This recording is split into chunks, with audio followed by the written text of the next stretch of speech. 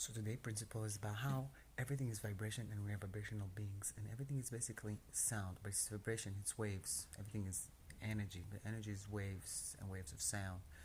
And even in the Bible, I don't know if the original, anyone have ever seen the original, but the Vatican Guardians of the Vault says, and first there was sound, and so sound is a vibration. And even in science, for those of you who believe in that, they're talking about atoms and how they're just like little particles vibrating. That's when you summer it down. And you know what? Even Buddha, 2,000 years before, with no instruments and lots of meditation and practice, saw it.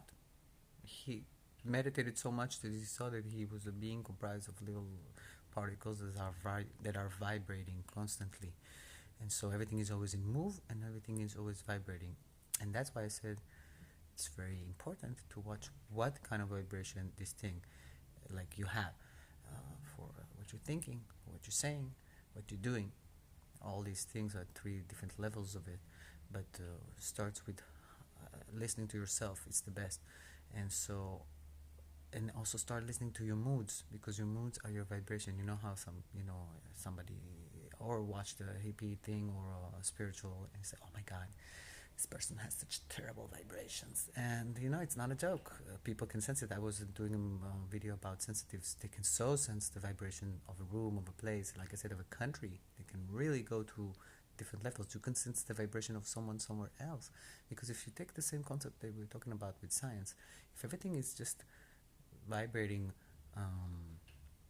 particles, so everything is made out of vibrating particles. So actually we are all one. We are swimming in this huge pool of particles just vibrating.